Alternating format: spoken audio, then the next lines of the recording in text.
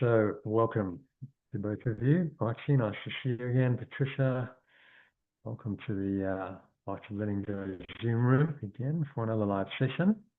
So let's dive in, as usual, to our daily quote, which will kick us off nicely into our lesson, another mind training lesson from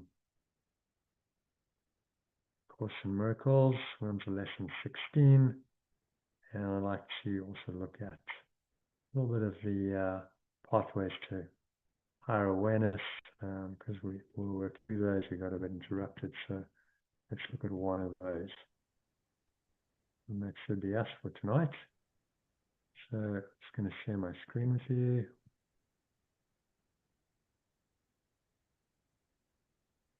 Let me know when you can see that. You can kick it off, Archie, and read that quote, which is actually from A Course in Miracles, from today's workbook lesson 16. Yep. So there is no more self-contradictory concept than that of idle thoughts. What gives rise to the perception of a whole world can hardly be called idle. Every thought you have contributes to truth or to illusion. Either it extends the truth or it multiplies illusions.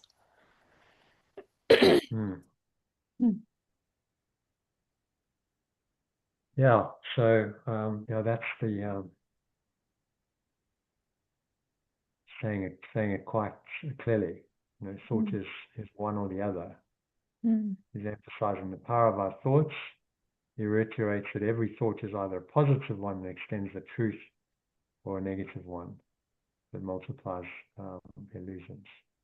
And it leads quite nicely into today's bonus discussion. I don't know if you ever have a chance to watch or listen to them, but these are from past years, where people shared their experience of a lot of physical pain and illness, tiredness. That's quite common when people are doing a course like this. So we talked about how the ego or belief in separation uses the body and bodily conditions such as sickness, fatigue, and pain to try to prove its apparent reality in our minds. It's an ingenious way to do it, because if you're apparently sick and you're apparently in physical pain, then obviously it's showing you that the body must be real, and the pain and suffering is real. And so it's the ego's best evidence for itself, which is why it's so attached to sickness and fatigue and pain, because these perpetuate the ego. And there's some people who live in these states. Sickness, fatigue, pain define their lives, and then their identities become tied to the condition. So that they've been chronically ill, and then the mind accepts that they're a sick person, and you notice how that really profoundly changes their identity, and everything that they think and say and do now comes from that that sick, should say, victim kind of mindset. We all know people like that, and we can see it, and we can see that, hopefully see the pattern and see the delusion in it. So when you're doing any kind of practices like meditation, breath work, forgiveness, or letting go, or solution, and ultimately undo the ego's grip on our minds and lives, it's not going to like it all. And one of the primary defense mechanisms is the body and the conditions of the body, like sickness and physical pain, that seemingly make us feel separated, alone, fearful, and sorry for ourselves. So understand that sickness is a defense mechanism for the ego, one of its most powerful ones. And so we did a healing meditation that incorporated today's lesson, which is I have no neutral thoughts. It kind of leads us quite nicely into that.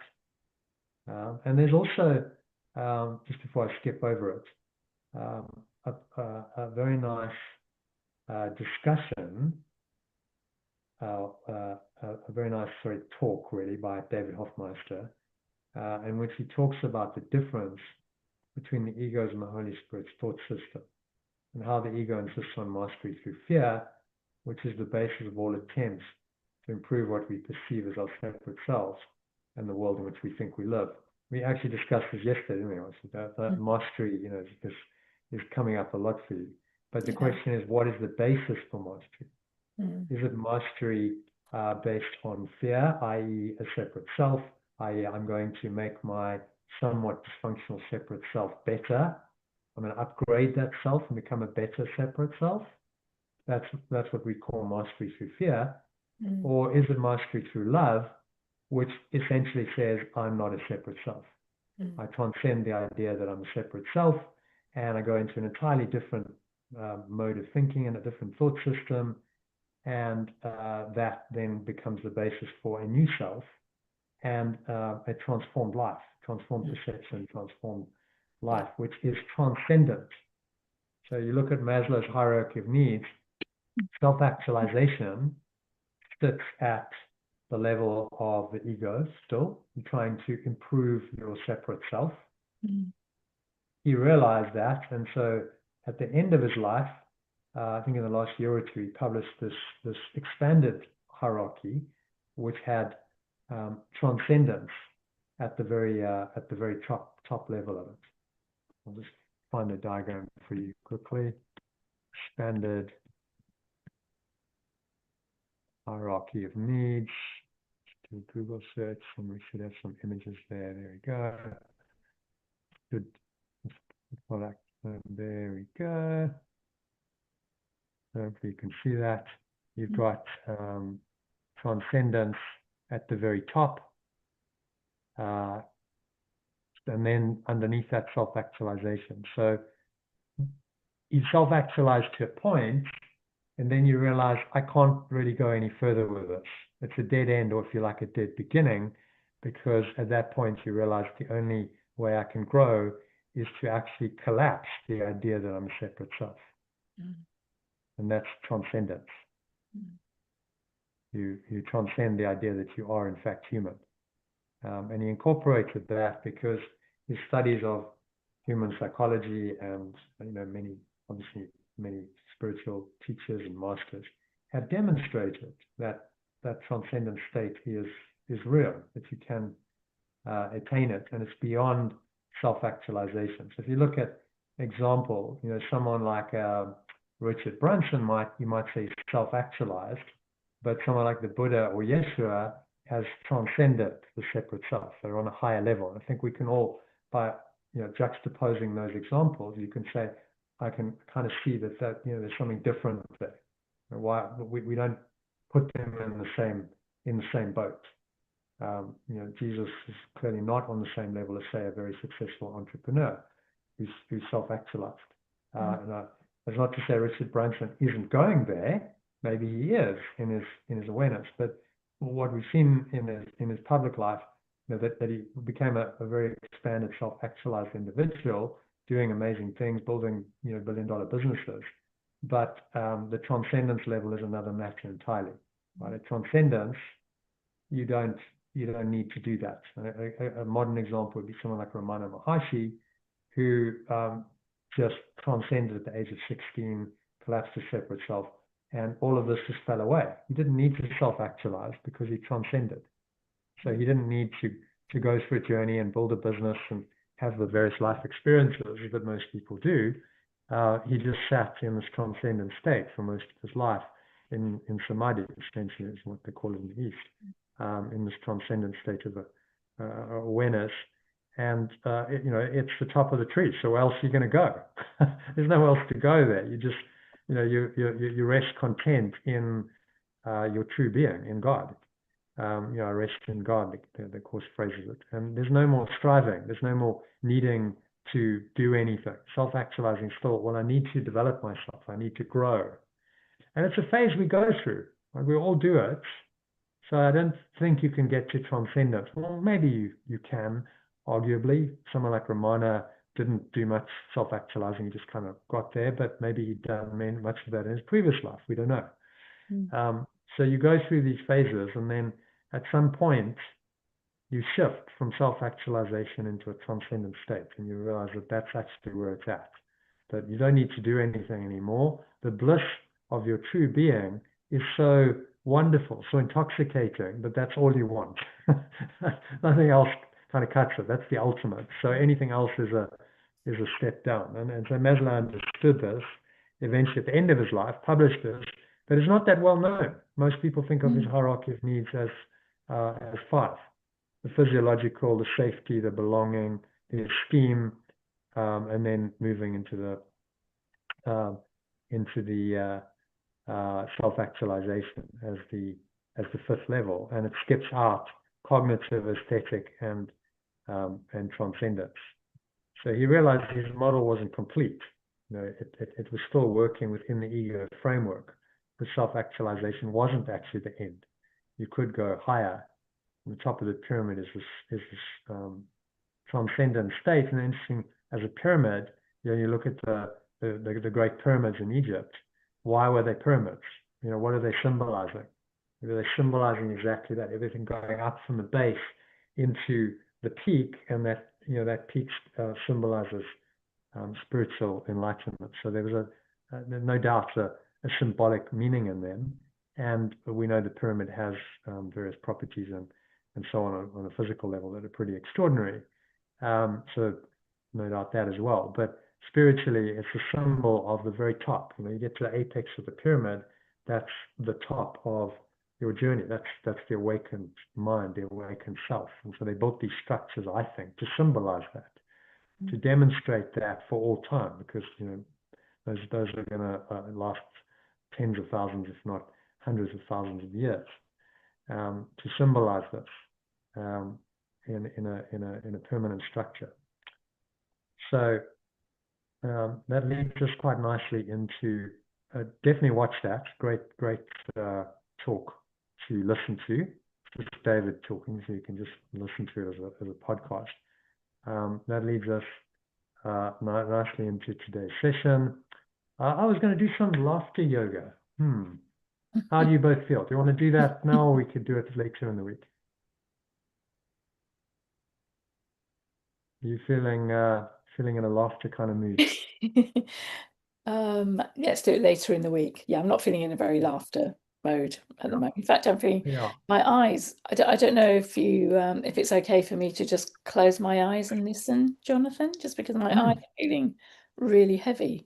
Yeah, that's okay. I sometimes do that while I'm speaking. Yeah. Like I do these meditations, I guide them, and I'm closed eyes and I'm meditating myself. I'm like, yeah, I know. I'm really, just really they're deep state. feeling so heavy. They, I mean, I'm awake, but my eyes are feeling heavy, and they just want to close. So if that's okay, that's okay. I'm listening, but Fine. I'll obviously open them when I Well, need to read something. But yes, well, let's go into that then. We'll do the laughter yoga maybe in an afternoon session. You can make an afternoon. That's quite a nice sort of daytime. Gets you pepped up and energized. Have you ever done laughter yoga?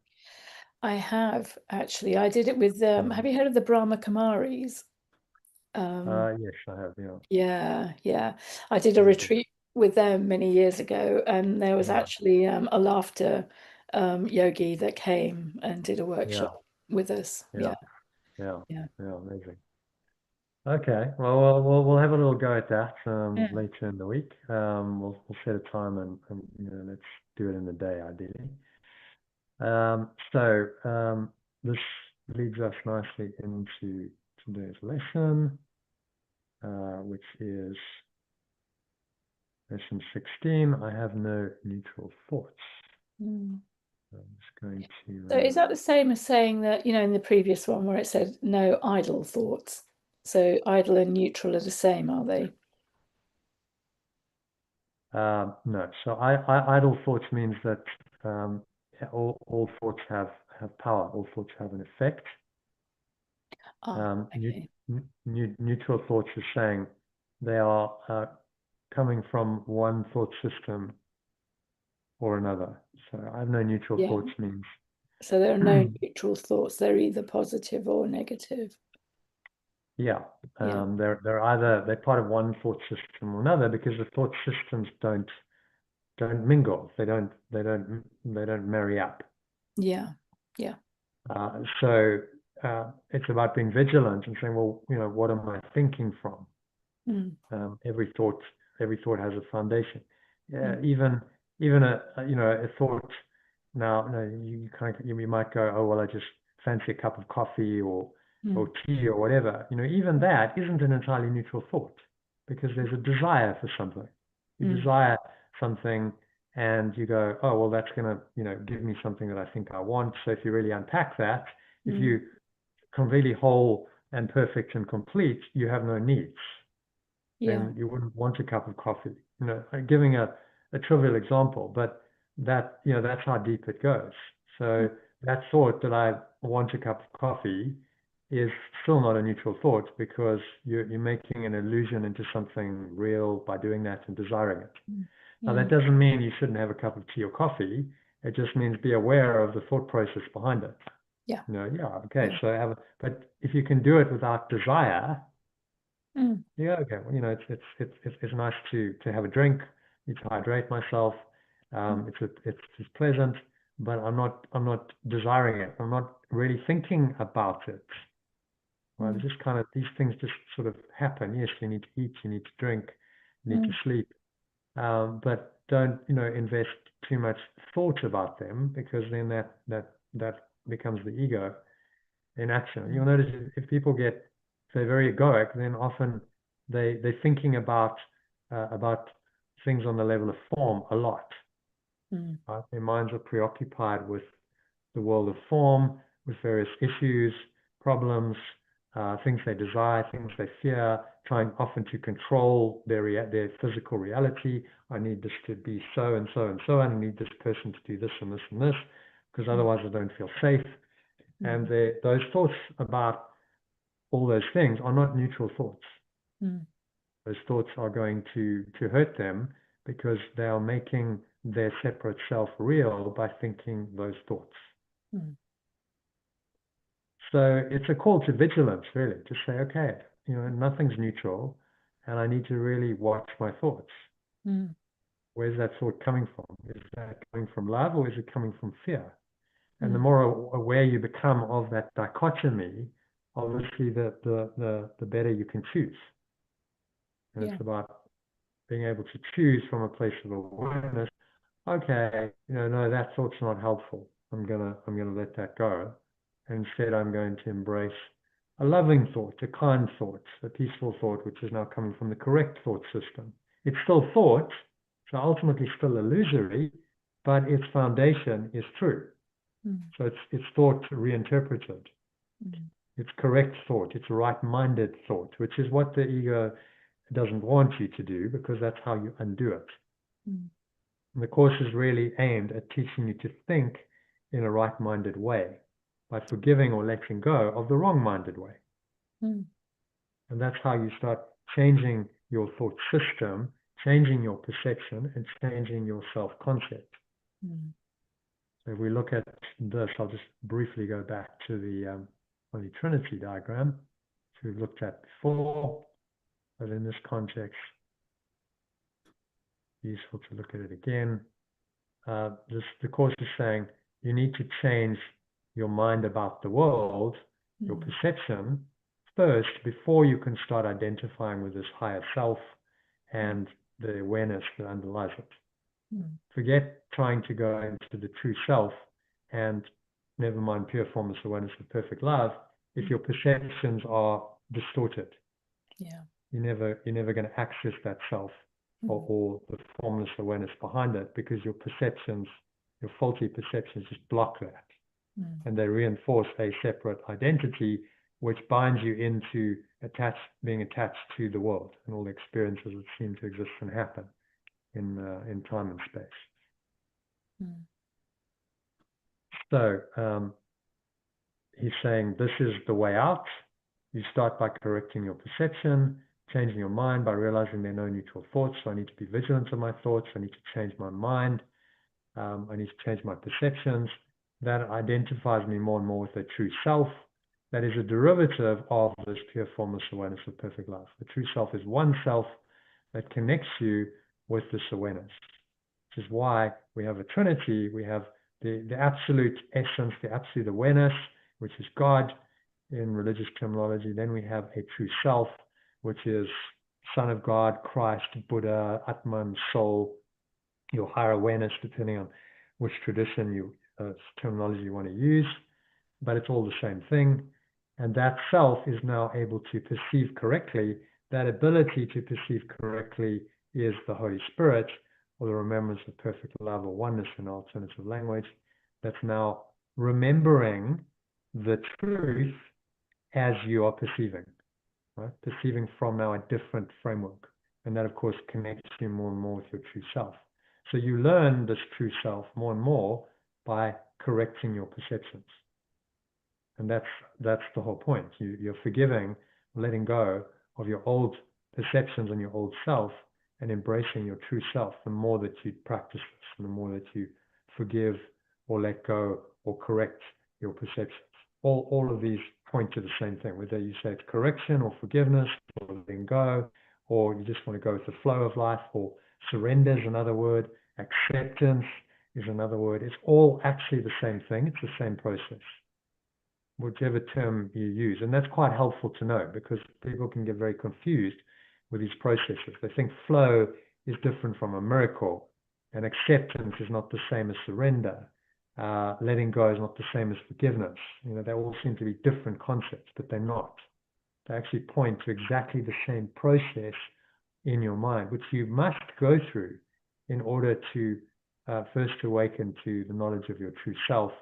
And then finally, the second step is God takes the final step, and you just merge back in to this awareness. The more if you're fully identified with your true self, then there's nothing to separate you from pure formless awareness of perfect love. And that experience starts to become more and more your default experience.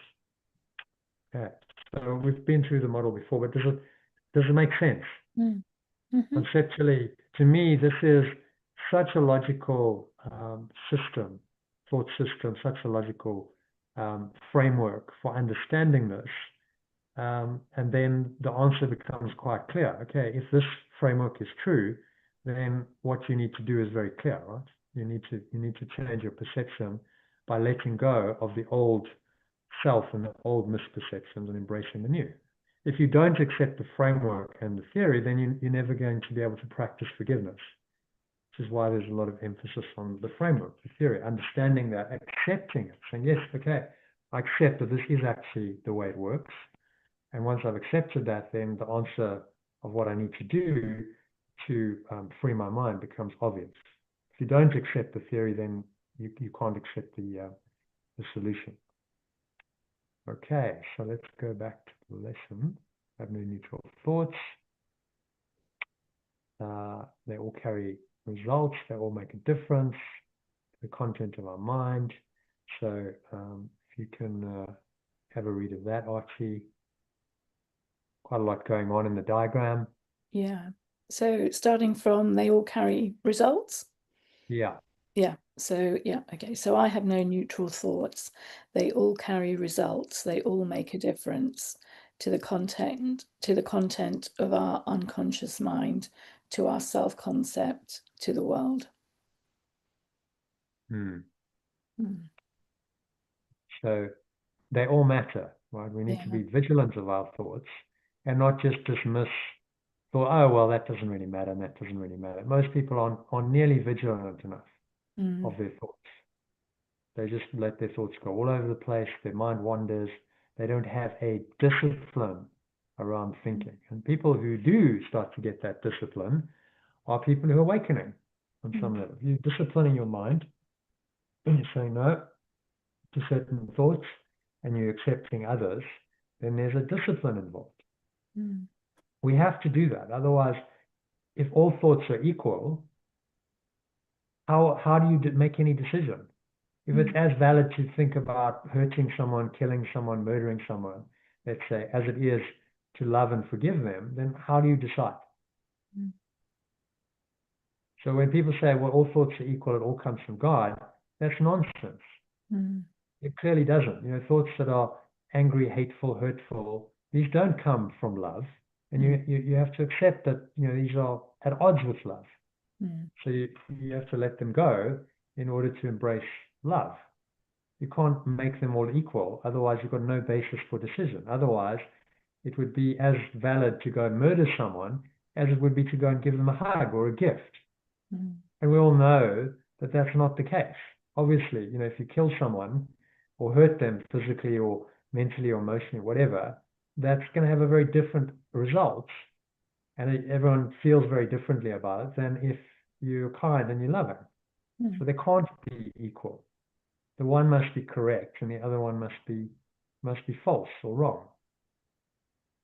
It's simple logic, really, but there's a lot of teachers and teachings that fudge it, and I'd call them dualistic teachings that say, well, it's all God, even the darkness is God, right? God is a dualistic God of God and light. And the light and the darkness are both part of God, and you have to accept it all equally because it's all part of God. Maybe you've heard that. You've heard that argument. And that sort of masquerades as non-duality because it's all the same. But actually it's making the darkness and the light both real. And now you have a fundamental conflict in your mind that cannot be resolved. If you believe both of those are true, you're going to be perpetually confused. You're going to be vacillating between the two and not knowing what's true and what's not. It's a very, very difficult position to be in. And so you have to choose. That's all the Course is saying. And just choose right. Choose the thought system as correct and right. And you do that not one time, you do that over and over. Every time you think a thought, you're making a choice. This is what I'm choosing to think. This is the reality I want to believe in. This is the thought system that I'm adopting by thinking this thought. So one egoic thought then makes the entire ego's thought system real. So you need to let go of all of that thinking in order to collapse it. Easier said than done, right? And you think how random your mind can be and how preoccupied you can get with thoughts, but that's the mind training that's necessary. That's the disciplining of your mind that is required in order to awaken. And there's no way around that, really. You have to discipline your thoughts. If you're just going to think anything and allow anything, there's no discipline, you're going to be lost. You're not going to know who you are, what to do, how to decide anything, because you have no consistent thought system to guide you. And the results of that are only to vacillate. You just flick-flack between thought systems, and there's no consistency. And then, there's no integrity.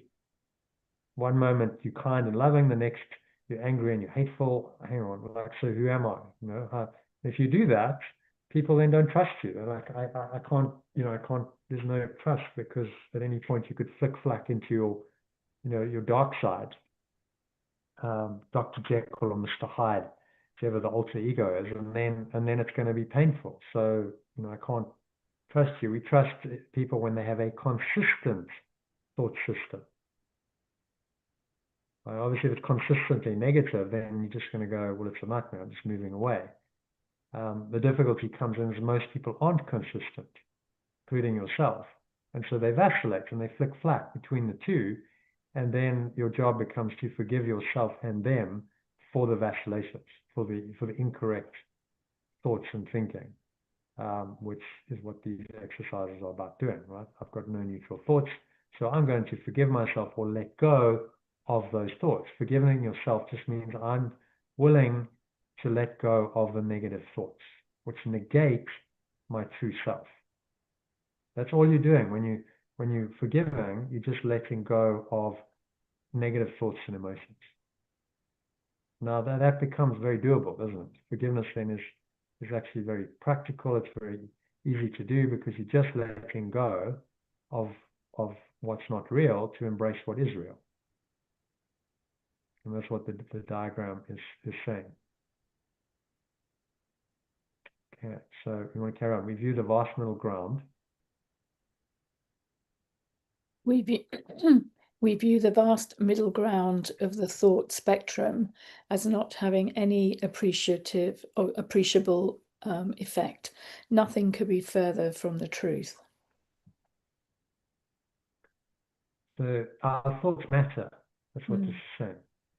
Our thoughts really matter. If you think false thoughts aren't making a difference, then think again, because those thoughts are what are defining your self concept and your reality. They affect every part of your life. And obviously, the more you think them, the more that gets perpetuated and entrenched. So one negative thought must say it's not a big deal. It's not a big deal if you let it go, but if you keep thinking that negative thoughts and similar negative thoughts, it becomes a very big deal.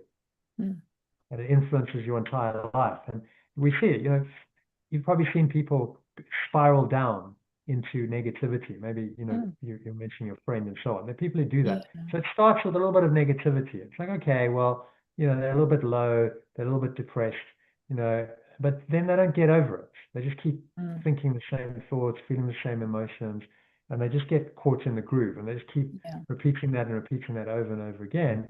And then it becomes a foundation of their self. They now have a self-concept going on.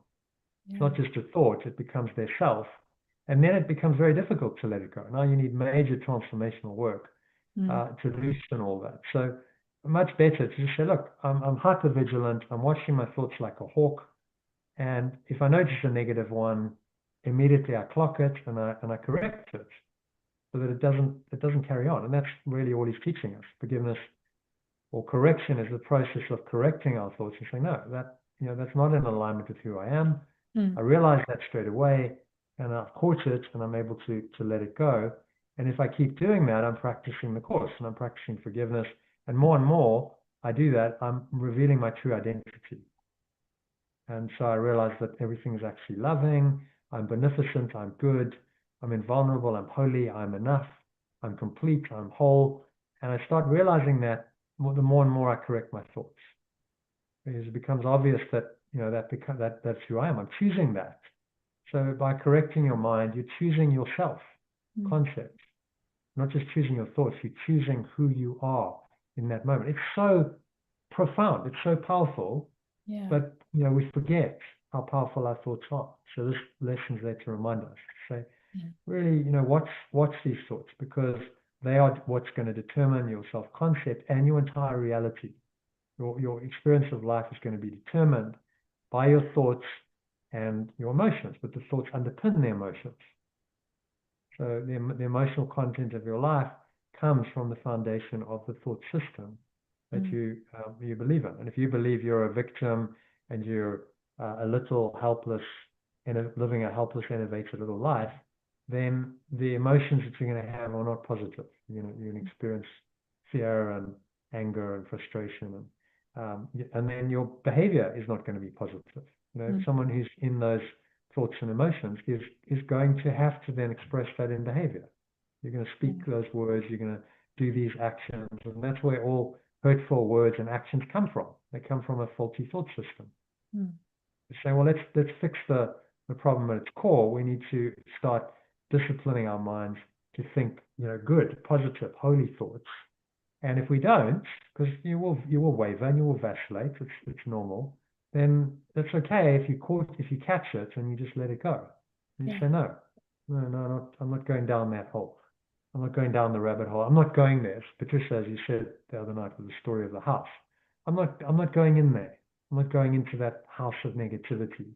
I'm just going to bypass it and stay on my journey towards loving awareness by letting go of that thought and inviting positive, happy, grateful thoughts to come in. And these exercises help you do that, right? They help you make that choice throughout the day. That's why he's given them to us. So by doing the exercises, you are practicing the thought control necessary for this awakening process to happen. Yeah. And what's meant by the in touch, sometimes in touch, not in touch? So I'm weak, I'm afraid. I'm sometimes in touch, angry, I'm attacking, and not in touch, That hateful. doesn't mean in touch with your thoughts. With the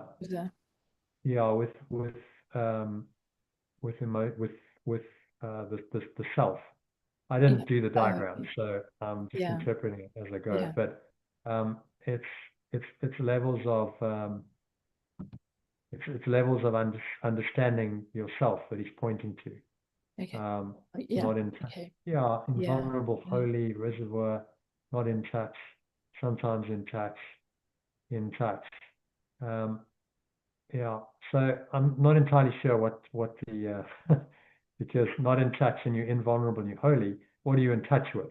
You're in touch. I guess that's the question. What does he mean by in touch? I must actually ask Kat about the slide. I'll send him a message and say, like, what did you actually mean?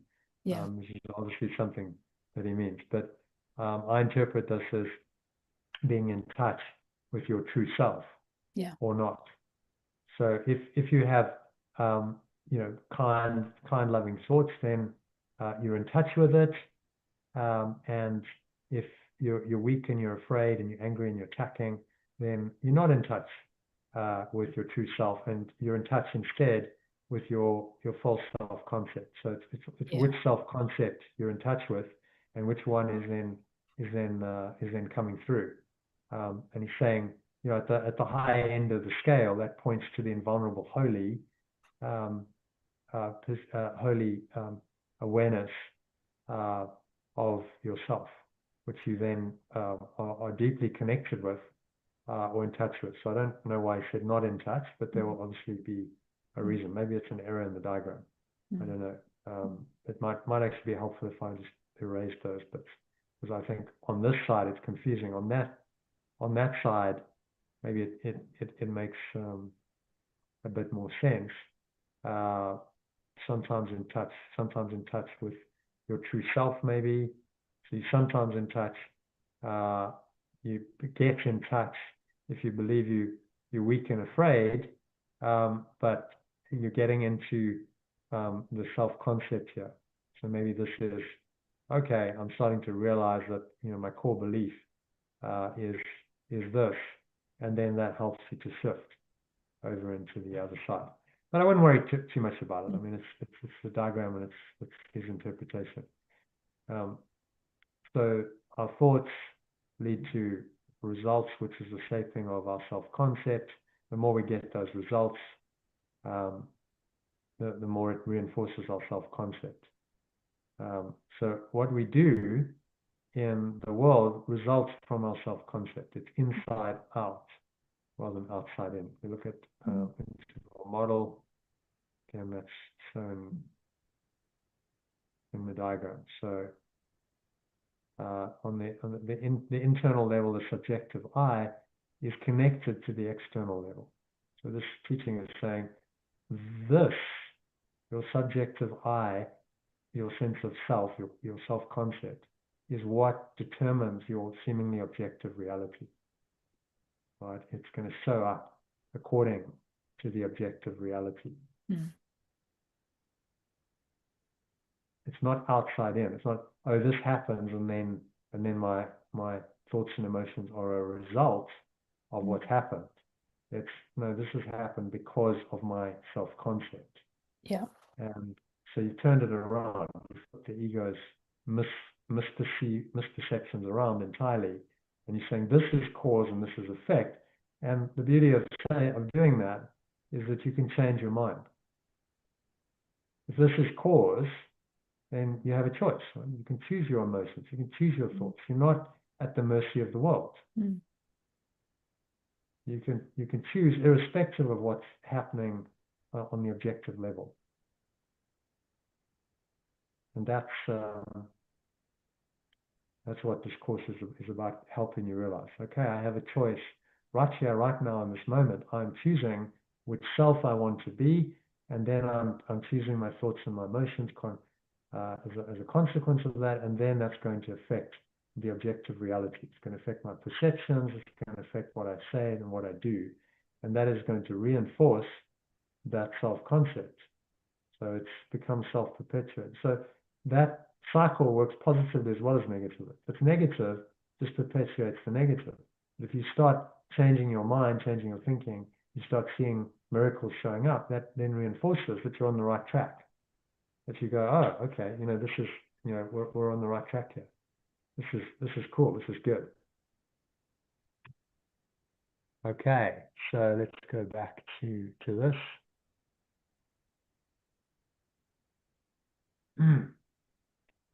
Okay, so the idea for today, and then let's just read the bottom bit, actually. As you see him.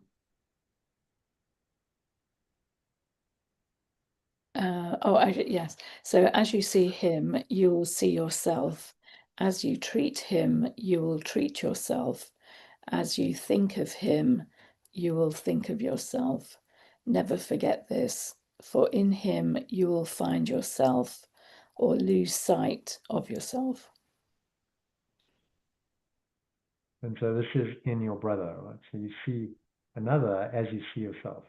If you're attacking and condemning and you're in conflict, then you're seeing him incorrectly and you're seeing yourself incorrectly in that process. So as you perceive your brother, so you perceive yourself, which is why you're always forgiving yourself. When you forgive your brother and you're forgiving your false self-concept, that is actually projected that and created that illusion in your mind. Very, very powerful, very, very profound understanding then of why you forgive your brother. You don't do it for them, you do it for your own peace of mind. Yeah. You do it to embrace your true self, because that's what's going to make you happy and peaceful and loving and joyful, irrespective of what they've done. Your ego says, well, how can you forgive that? They've been so awful and so unfair and so cruel. But the Holy Spirit says, but none of that's true. Do you really want to hold all of that in your mind? Or do you want to be happy and peaceful? So simple as that. So by letting it go, you give yourself the gift of love and peace and joy, and you're also freeing them. So whatever they said or done wasn't true. If you hold that grievance against them, then you hold them to their self-concept, and you become part of the problem, not part of the solution. So it's very simple, but it's very profound. And this is why Jesus said, "You must do unto others as you would have them do unto you." Yeah. Love your neighbor. Love the Lord your God with all your heart, mind, and soul. It's his first commandment.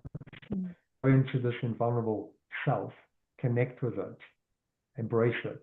But then that's not complete, because if you think you've got it and then you treat your brothers unkindly, then you haven't got it, because you're actually still got the ego that's now trying to create conflict and war and fear and unhappiness in the world. So you haven't really got it. The corollary to love the Lord your God with all your heart, soul, and mind, I identify with that holy self that you are, is that you must express it and extend it in your thoughts, words, and actions. Otherwise, you haven't really got it, otherwise you don't really understand it.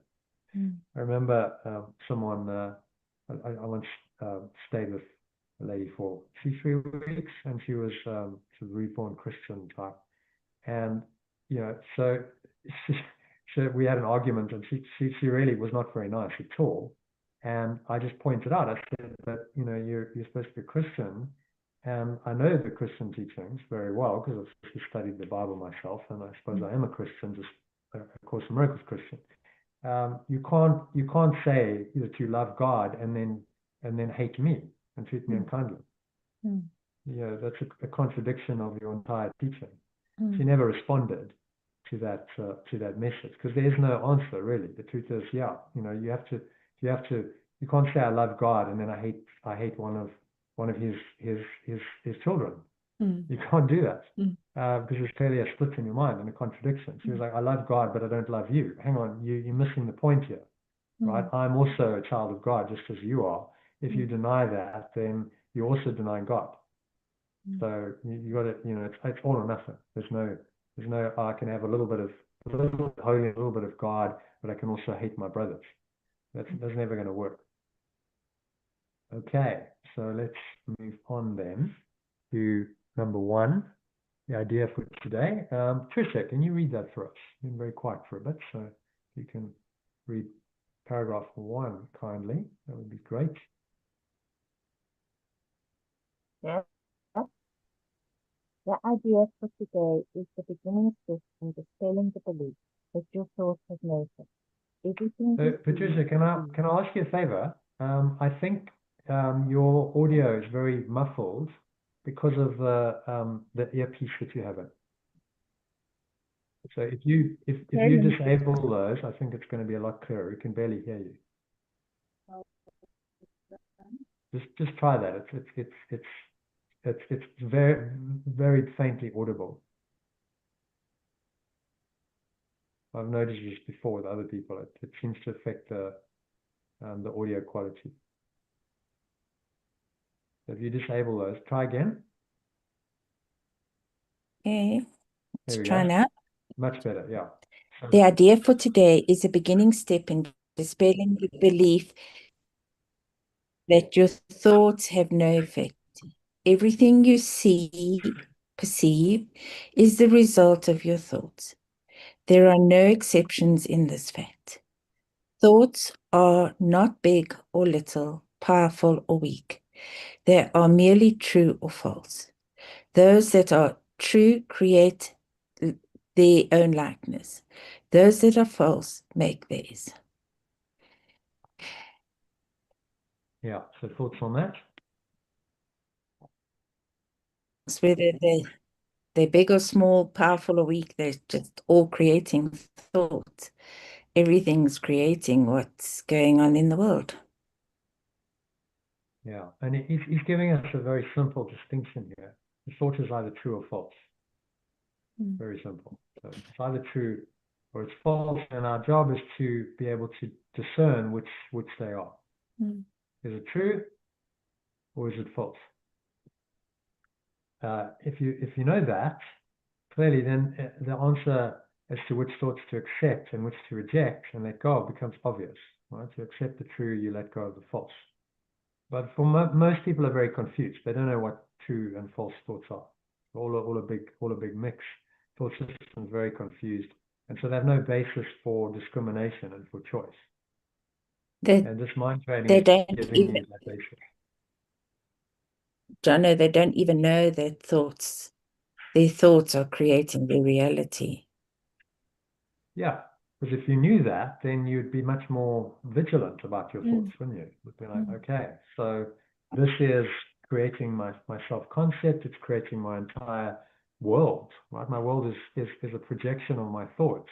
Everything that I'm perceiving, everything that's seemingly happening in my world, the results, the outcome of my life is the result of my thoughts. Wow. Okay, so I better really watch these. Better be, way more vigilant than I am at the moment. And so this is part of awakening. It can be a bit frightening. You go, oh my goodness, my thoughts are really powerful. I could completely screw things up if I get my thoughts wrong. Well, yes, you could, but you can also get them right. So rather than focusing on the downside of it, focus on the positive. This is very empowering, right? I can think right-minded thoughts. And if I think right-minded thoughts with my true self, then my life can change. I can experience miracles, and I can have a transformed experience of life just based on this mind training, just by changing my thinking. No matter what my life position or situation is, I can transform it. Wow, that's massively empowering. So it gives you the power back. It gives you responsibility as well, but it gives you the power to say, it doesn't matter what my external circumstances are, I can change my thoughts about them. Now, this is a realization that every spiritual teacher has had. The ancient Greeks, a guy called Epictetus, who in Western philosophy first came up and said, it's not the situations that are causing you any problems and suffering. It's your thoughts about the situations in your life that are the problem. And you have the power to change those irrespective of the situation. And out of that was born the Stoic philosophy, which is really what the Course in Miracles is teaching. It's no different. It's part of the perennial philosophy. Yeshua would have been familiar with Stoicism. I believe he traveled all over the place. He would have gone to Greece almost certainly. He would have known all this. And it's like it's all incorporated into this forgiveness mindset and teaching. So really, really, really, really simple, but so powerful. Just like you understand that you have the power to change your entire life, your entire reality. It takes work, it takes discipline for sure, because you've got to now discipline your mind. But okay, what else are you going to do? You know, what you've been doing, idle thoughts, as he talks about, all this, these undisciplined thoughts, hasn't really worked for you, has it?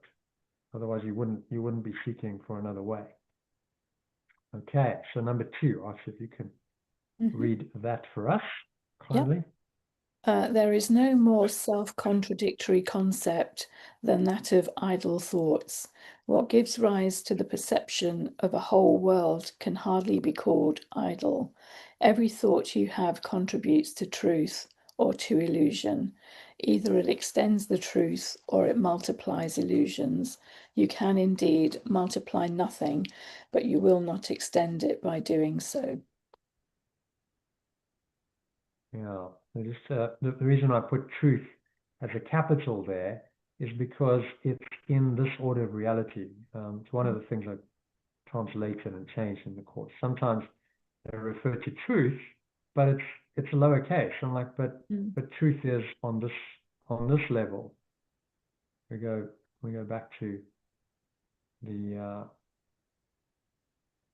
diagram I just showed you. Truth is here, right? Truth, knowledge. So by having it lowercase, it's confusing because it's actually a level 1. Ken Wapnick, who was the original course teacher, talks about level 1. So that's the level of the divine, transcendent. And then you've got level 2, which is what's going on here. And our job is to reinterpret level 2 from a level 1 perspective.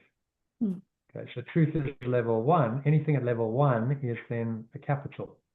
Right? Level 1 or an intermediate, Holy Spirit, capitalized, true self or Christ, capitalized because it's part of that, right? Anything here is not capitalized because it's in the alternate reality, it's in the false reality. So that's why I've made a point of capitalizing much of what difference does that make? Because it becomes much clearer which level you're working at then. Truth is that fundamental ultimate level. Level 1 reality, illusion is level 2. So that must be lowercase, but helps you to distinguish the two. And I do that consistently throughout the text because I think one of those things, I mean, imagine editing A Course in Miracles. You know, it's an enormous work. You can imagine they got tired, they made mistakes, maybe they didn't capitalize certain things that they should have capitalized, and then that error just has perpetuated for 50 years. And now everyone's kind of, oh, well, we can't change the course because it's some kind of sacred text. But, you know, actually there were some errors that came in. It was human error. So fix it. That's my view on it anyway. The purists might disagree with me. But if it's helpful and it helps people understand better, then why not? Right? That's the whole point, is to help people to get a deeper experience of the truth. Okay, so does that make sense? I mean, what he's saying there is again what we've discussed. Yeah. The idle thought is a thought that is that you think doesn't matter. Yeah. Oh, well, it can hardly be called idle, right? So your perception of a whole world is hardly idle. Your thoughts give rise to your reality, to the world, as you perceive it, right? Because it's all perceptual. So you can't say that doesn't matter. It's what defines your reality. It gives you your whole reality in this world anyway, your experience of that reality. So, you know, you should really pay attention to those thoughts because they determine your reality. It's either going to extend the truth into this reality and you're going to see that truth reflected everywhere, or it multiplies illusions. You can indeed multiply nothing, but you will not extend it by doing so. Now, you might not fully understand that. It's like, okay, so what does he actually mean?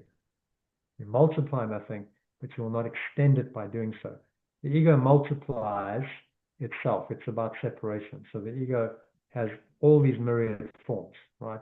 Fragments and fragments and fragments itself, multiplies and multiplies, a bit like a virus, and populates the world with all these forms, which are actually nothing. They come from a thought system of nothing, but they seem to be something. And that's what it does continuously. But you haven't extended the truth. So extension is an extension of something more fundamental. Your true nature, your being, is now extending into the world. Right? So take the example of, say, a Yeshua Buddha. They extended that true self that they knew was true into the world through their teachings, through their words, through their actions, through the miracles that they did. And that had a very, very profound effect on everyone around them. Right? But they weren't seeking to become more and multiply stuff, and they weren't seeking more of stuff. Right? That's the difference. They were just extending their fullness, the fullness of their being into the world through their thoughts, words, and actions. So they were being done through by this presence, by this source. The ego is always, I want to multiply, I want to expand, so think of, say, business as an easy example. I want more, I want to create more products. I want to create more stuff, more businesses, more companies, more, multiplying illusions rather than extending the truth into whatever it is you're doing. And then you don't need to multiply and make it more and better. You go deeper, and there's a different quality of what you're doing. Right? And it's subtle, but it's profound. So you look at the quality that any spiritual master, that their words and their actions had in the world. It wasn't the ego's quality. It was extending this presence, this being into the world, and they rested content in their being at the same time as being able to extend it to others through their words and their actions. And that then becomes your inspired purpose, rather than your egoic purpose, which is, I need more, right? The ego is always more. More of what? I remember, Patricia, you'll resonate with this. A few years ago, the ANC, is a political party in South Africa. They had a slogan for the election: together we can do more. More of what? You haven't defined that, have you? Together we can do more. Yeah, more chaos, more corruption, more crime. Yeah, you can do more of all of that. But just the idea of more seems, for many people who are not awakened, you go, oh, well, that must be better. But more isn't necessarily better, as we know. More just multiplies more and more illusions and perpetuates those illusions. Look at our capitalist society we built based on that illusion that the more is better. But is it? Clearly, we see that it's actually not. It's gone into overdrive, and more actually becomes worse. We pollute the world, and it becomes quite destructive when you're just seeking to always grow more and more. Well, what always grows? A cancer cell. So that's, I'm giving you analogies to understand that simple idea in a better way. You can indeed multiply nothing, but you'll not extend it by doing so. Does that make more sense? Yes. I've talked about it for 10 minutes. To see how, if you unpack this and you talk about it, it gives you a lot more insight and clarity. That's the idea. Okay, no, I kind of get that. But it needs a bit of explanation, because one sentence, if you just read that, you don't get it. You're like, okay, I don't really get that. But never mind, I'll just move on to the next sentence. Okay, but hang on, you haven't really understood that. So you missed that. And that's what a lot of people do. With the course. So we don't do that. We'll work on it. I'll discuss something. One paragraph you can discuss for half an hour, because you go deep into the concept, but then you really, really understand it and unpack it, which is what you want. So you're learning, on a much deeper level. Then you could read this in a few minutes and go, yeah, I've done it and practiced it and understood it. But have you really? And that's the question. And most of the times the answer is no. Okay, so moving on swiftly on to number 3. Beside you're recognizing that thoughts are never idle. Tricia, if you can read that one kindly. Besides, you're recognizing that thoughts are never idle. Salvation requires that you also recognize that every thought you have brings either peace or war, either love or fear. A neutral result is impossible, because a neutral thought is impossible. There is such a temptation to dismiss fear thoughts as unimportant, trivial, and not worth bothering about.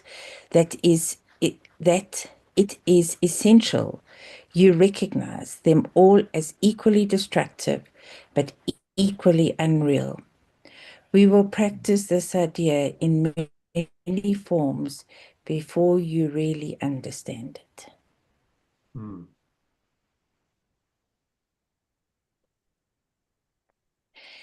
You know, it's interesting that we do dismiss so many thoughts. Like that's not, that's doesn't matter or whatever, but actually it is actually creating our lives more than we could understand. Yeah, exactly.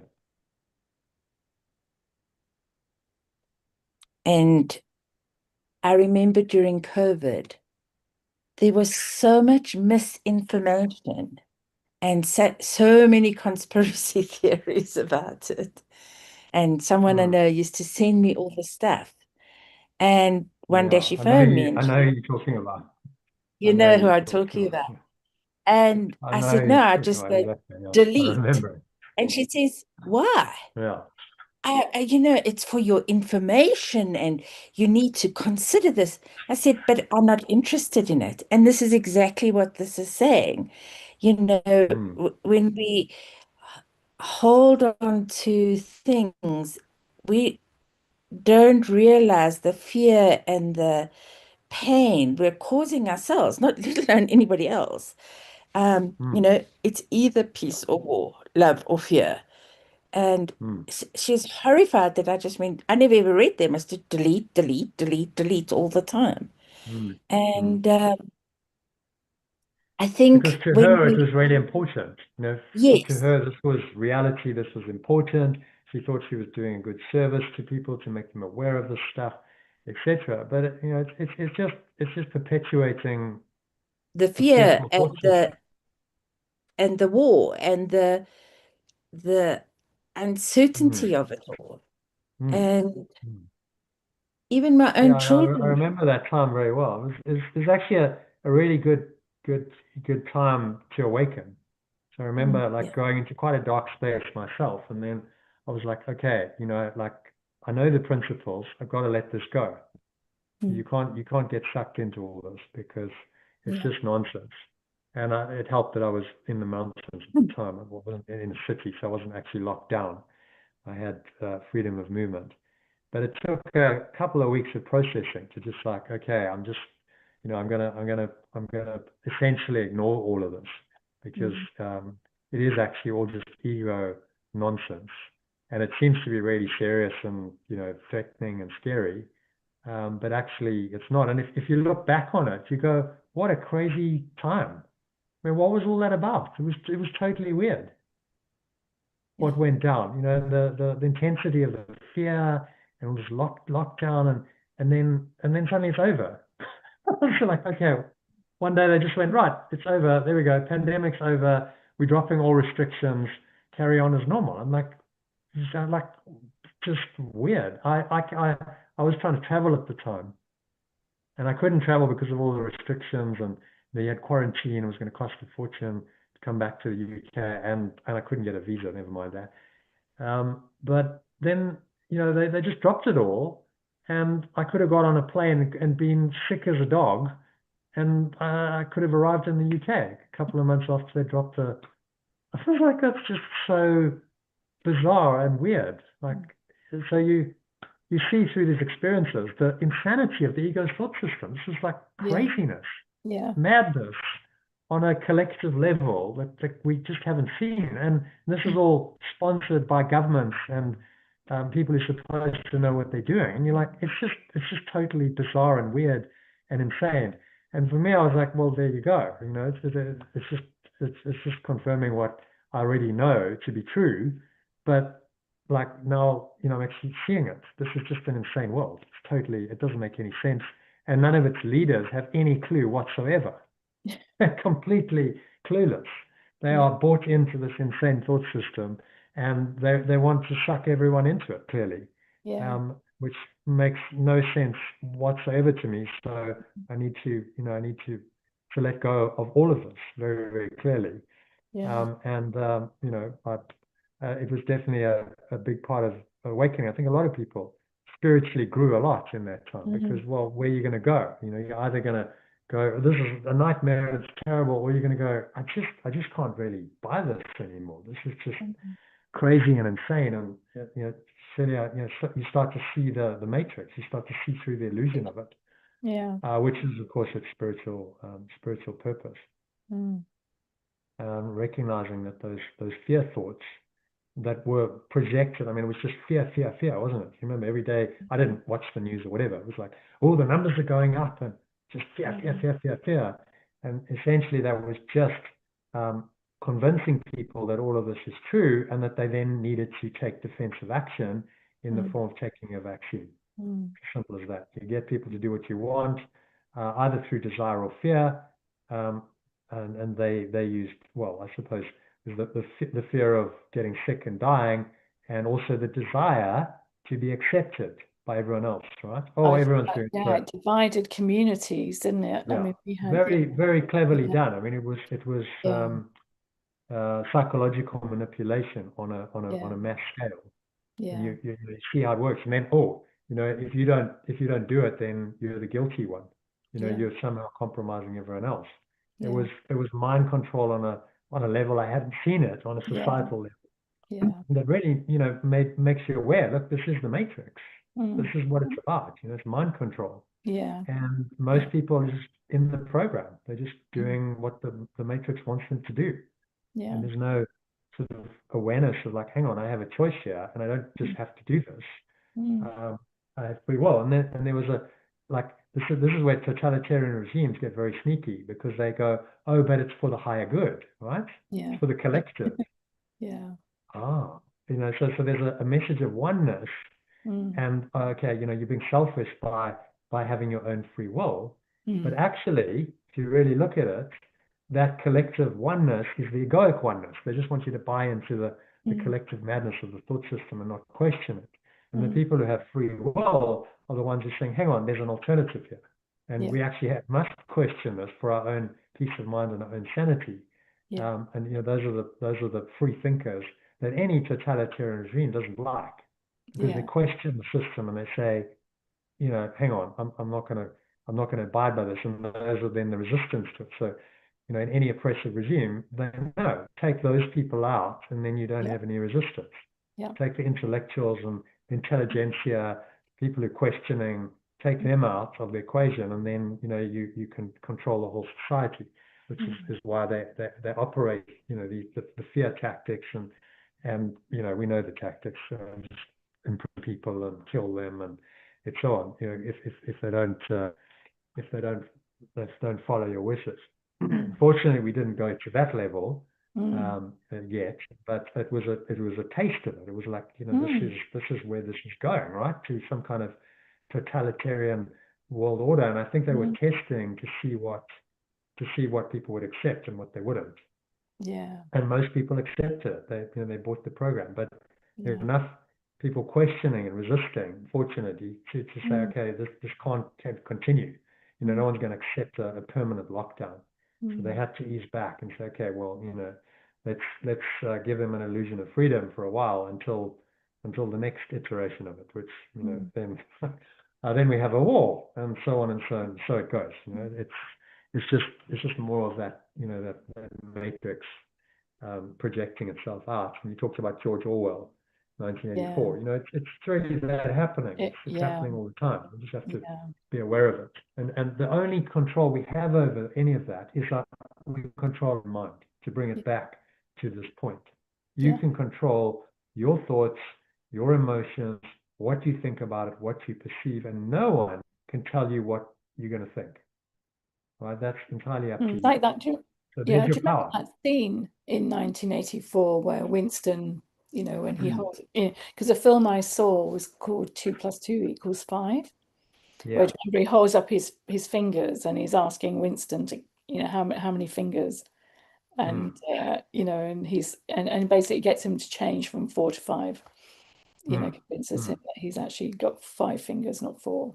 You know, so yeah, very, very powerful scene. Yeah. Yeah, I must read it again. It's like a long time since I read it. It was in Yeah, 1984 and watch I read it. the film that came out in 1984, you know, with John Hurt and Richard Burton. That's yeah, really, really good. But yeah, but the film that I saw was basically it was a director from Haiti, I think. Who made this film, and it was, you know, the theme of the film was totalitarianism, and he was making references to 1984 and also, you know, some of our you know, modern day politicians, you know, in there, like Trump. Yeah. Well, you know, these writers were the intellectuals, intelligentsia, who saw, you know, they have a perspective, they have an insight, and then, you know, they express it in words, in a story, and it becomes, you know, very powerful. It's a warning to say, just, you know, pay attention, because the story is a parable to teach you about what's going on in your world. To awaken you to that. Same with Animal Farm. Also brilliant, you know, brilliant commentary on the whole Russian Revolution, and, you know, how it really works and how it all goes. You know, an amazing insight then expressed in story form. So we just got to be very grateful that there have always been these people throughout human history. We've always stood up and said, no, I don't, you know, I don't buy the mass psychosis. I don't buy the program. And those are the people who've made an impact, who've really, you know, changed the world for the better. And all of that wisdom, all of that guidance is available to us now. For all of that, so you can tap into any of that to help you, to guide you. So, you know, there's a lot of guidance and wisdom and support that's there. If you remember, I'll use an analogy, a movie analogy. Did you ever watch the last Star Wars movie? There's 9 episodes. Of which one? Oh, no, I haven't. No, because it's called the Rise of Skywalker, I think. No, I haven't seen that one. But in it, it's a final showdown between the dark and the light, and Rey, who's the Jedi, symbolizing the enlightened one, is now facing up against the Sith Lord, who is in fact her grandfather. She's just discovered that, and she's kind of, you know, because he's so powerful, she can't mess it, but she's sort of been knocked out. And then all the Jedi Masters come to her and they say, "We are with you, Rey. We are with you." All, you know, all the voices throughout the series. And then he says something like, "I am all of the Sith." You know, just like, and she says, "And I am all of the Jedi." So I am all of those people, all of the power that they had, I have. Which was a very, very powerful message. It actually makes me quite emotional thinking about it. So everyone who's ever stood for the truth and lived that way, you have all of that in you right now. And you can draw on all of that. If you need their guidance, it's there. You can get it. Like whatever they learned is there for you if you tap in to the right-minded thought system, to the Holy Spirit. It's all available for you. And the ego cannot stand against that. You know, in the end, this evil Sith Lord destroys himself because he's attacking, and it backfires. He just blocks, and he blocks his attack, and it backfires, and it destroys him, which is like symbolic of, well, it's your own attack that is ultimately going to destroy you. And I think, you know, we'll see that we see that, you know, with any totalitarian person, oppressive person, regime, is that eventually they destroy themselves. They can't last, because attack is always fundamentally self-destructive. So for a while it might seem to be big and powerful. I mean, take Hitler as an example. Great example of that, you know, taking it into its extreme form. Okay, let's go for, you know, conquering the world and world domination, and attack everyone. Well, look at where it ended up. It couldn't sustain. The entire world turns on him, and now he's being attacked. Everyone's after him, and eventually commits suicide because there's nowhere else to go.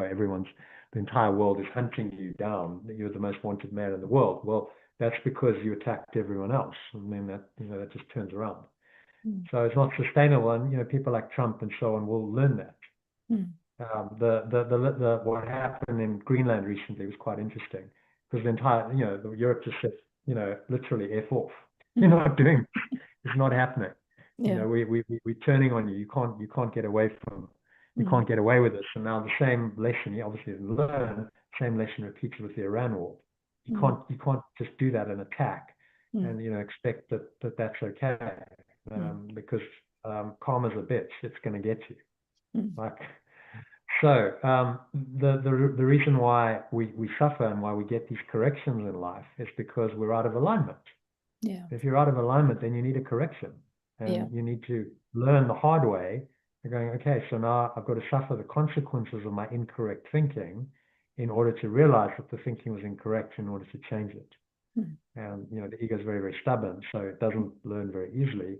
People keep making the same mistakes over and over again, but you can learn. The point is, you're not bound to keep doing that over and over again. You can look at it all and say, well, you know, Trump is just another version of that same thought system that's been going on for thousands of years throughout history. You know, every conqueror, every empire builder, same thought system. And, you know, you still haven't learned. You're still trying it. Why haven't you learned from their experience? But they don't, because the ego can't learn. But you can learn. That's the thing. We can learn from all of it and start making a different choice. Yeah. Okay, so applying the idea, just read number 4, and then we'll actually go into the practice of this. So Archie, if you can read that. Yeah.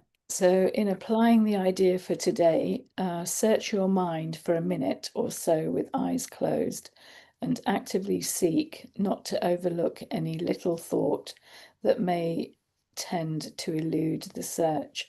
This is quite difficult until you get used to it. You will find that it is still hard for you not to make artificial distinctions. Every thought that occurs to you, regardless of the qualities that you assign to it, is a suitable subject for applying today's idea.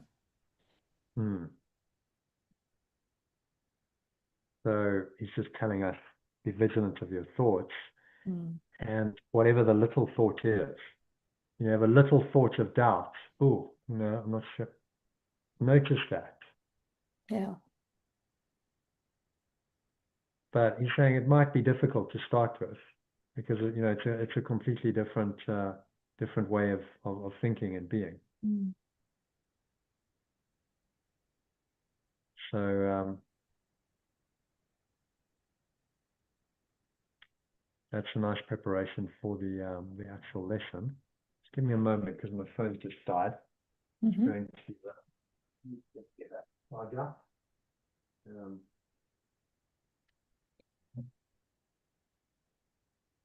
Okay, so any comments or questions on that, on the lesson? Shall we just go into the practice of it? Cool. Let's do that. So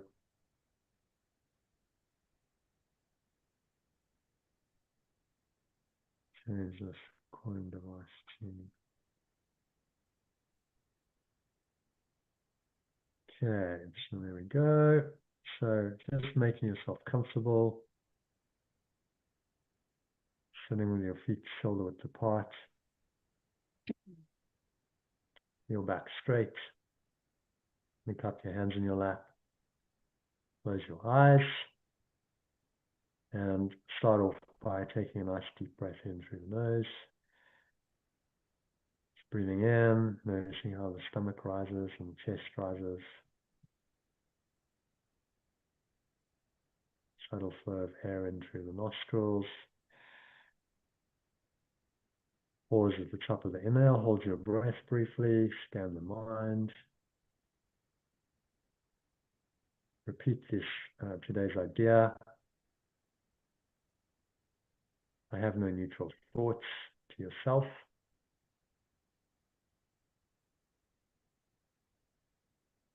And then just notice your thoughts.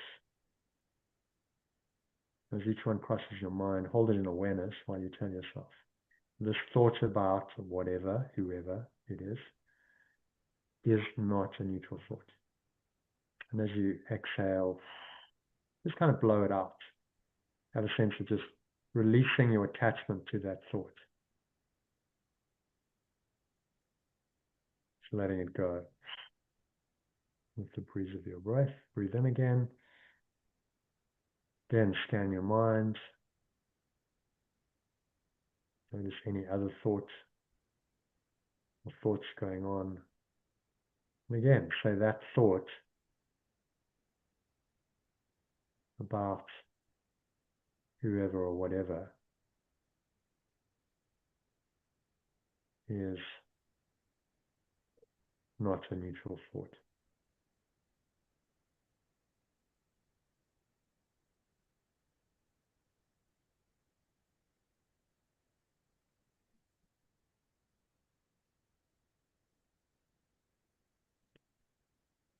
Again, breathing in. Notice any particular thoughts that arouse uneasiness, any mental, emotional difficulty. That kind of thought crops up and like, oh, I'm really doubtful about that. I'm fearful. Don't know what to do. I feel disempowered. I feel helpless. I feel overwhelmed. I feel upset. I feel angry, whatever it is. Say this thought about whatever it is not a neutral thought. As you breathe into it, imagine you breathing the light of your true awareness into it.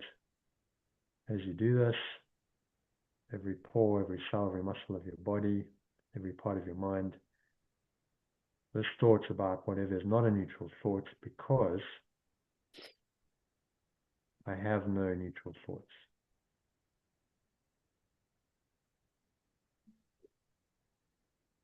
Because I have no neutral thoughts.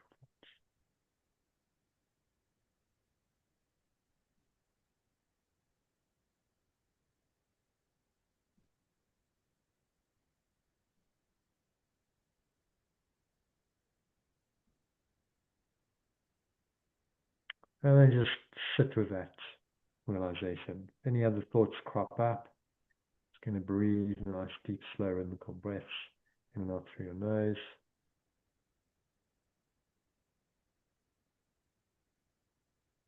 Say this thought about whoever or whatever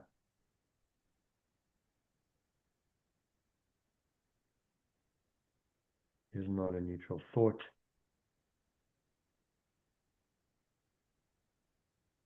Because I have no neutral thoughts.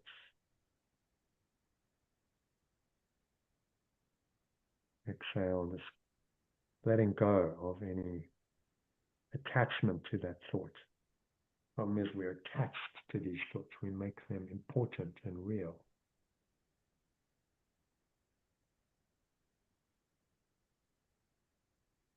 Realize that that attachment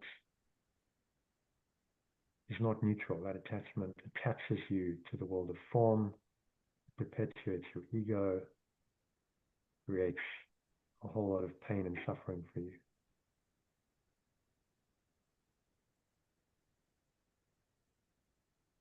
So make another choice. This thought about whatever is not a neutral thought, because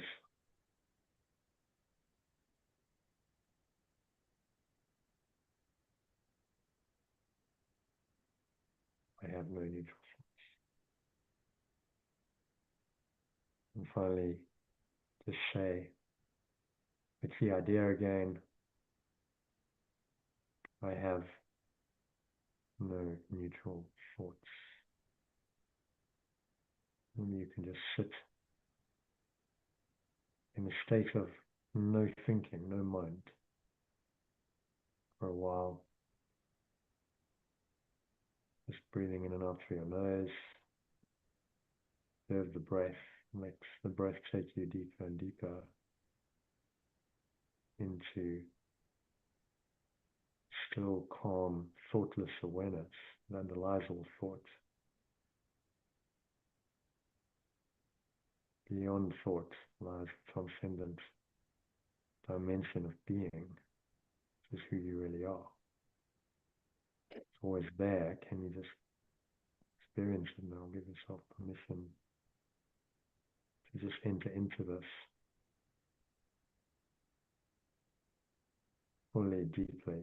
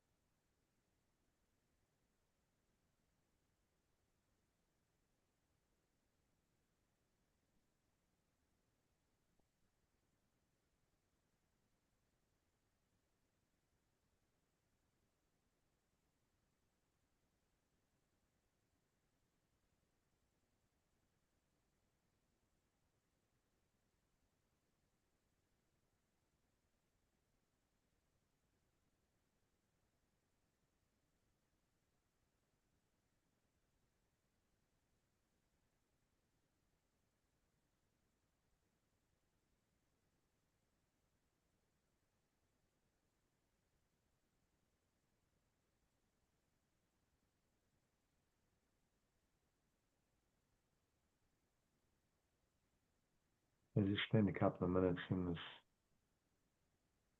quiet, connected, calm, silent awareness.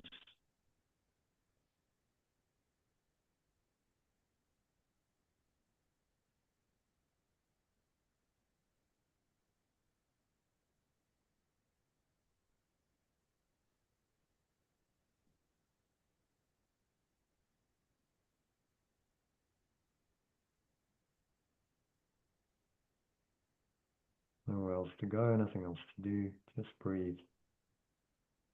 Breathe, relax, and be still.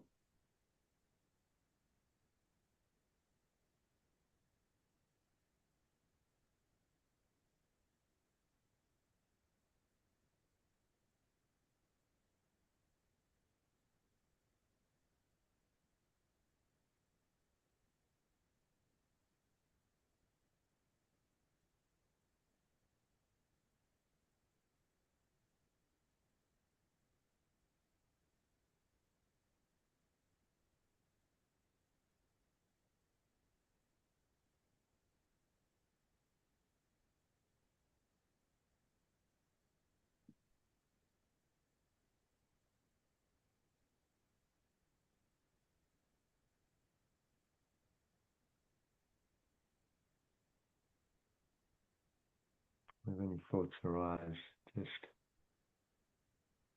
use today's idea on them. You notice it, breathe into it, remind yourself this thought about whatever or whoever is not a neutral thought.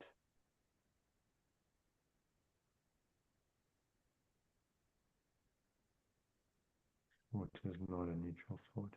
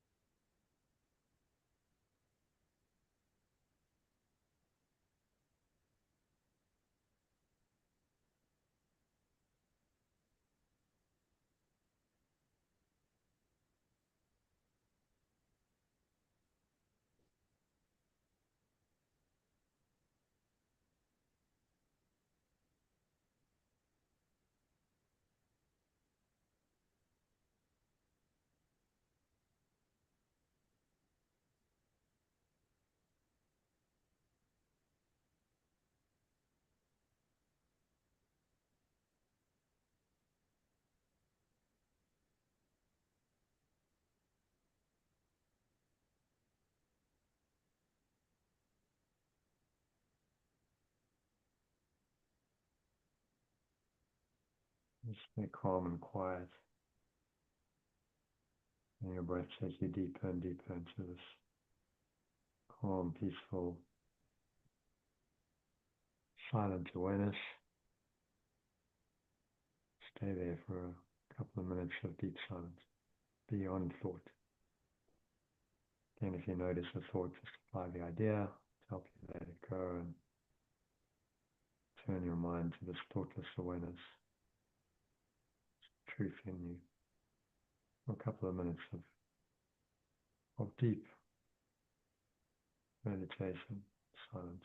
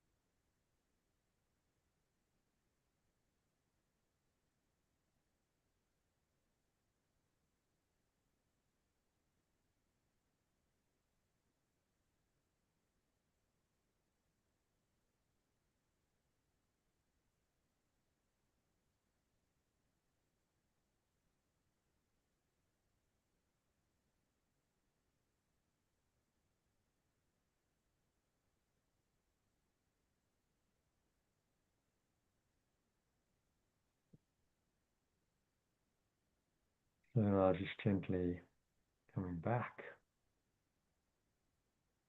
turning your mind into awareness of your body.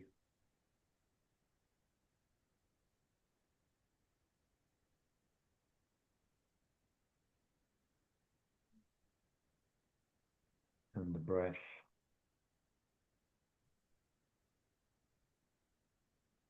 senses,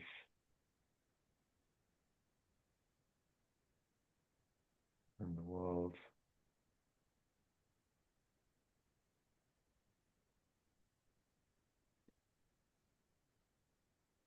And on the count of 3, you're going to open your eyes. So 1, just breathing in, noticing how the stomach rises and the chest rises. Subtle flow of air in through the nostrils. Pausing at the top of the inhale. Smile, scan your mind.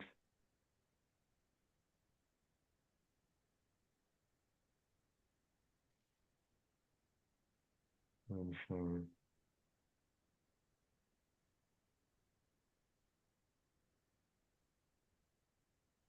any thoughts again that are going on in your mind. Breathe into those and say, this thought about whatever or whoever it is not a neutral thought. Because I have no neutral thoughts. And as you exhale on the count of 2, out through your mouth, have a sense of letting it go, blowing it away, the breeze of your breath. Nothingness that really is. Going, going, gone. Pull the lower stomach into the spine. Allow the last remaining air out.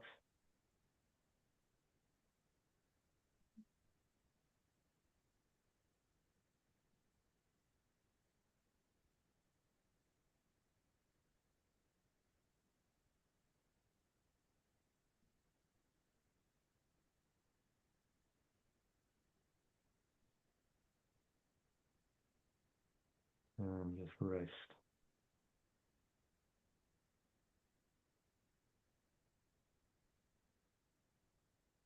In this blissful being at the bottom of the exhale and the pause between breaths. Connect to the stillness beyond thought, this thoughtless awareness in which peace survives. recognize it, embrace it.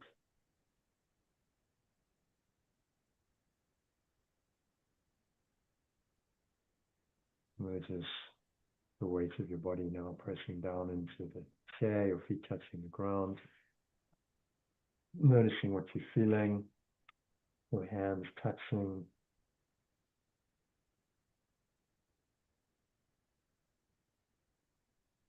Tasting, smelling, perceiving.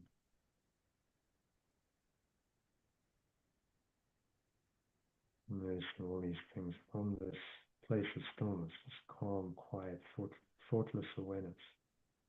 Able to observe all these sensations or thoughts and not get confused by them, not think these are reality.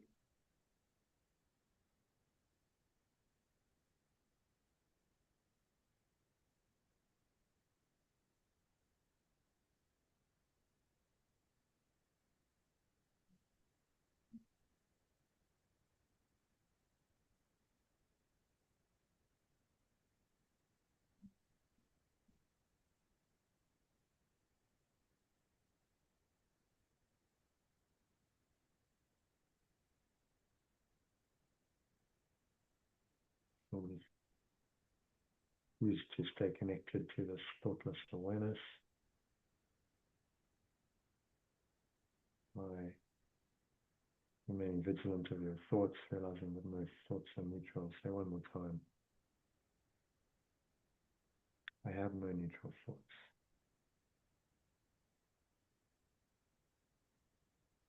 And I'm glad of that fact. It means that I can choose what I want to think, what I want to believe. And I choose to do that from this moment onwards.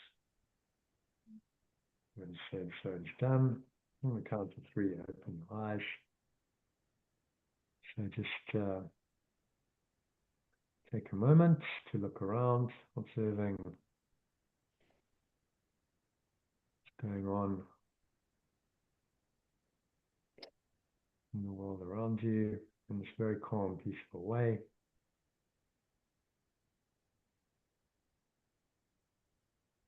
Notice how your perception has changed maybe compared with 20 minutes ago. You're more peaceful, calmer, less thoughts going on. So notice the state, because the more you notice it, the more you acknowledge it and embrace it, the more it becomes your default state.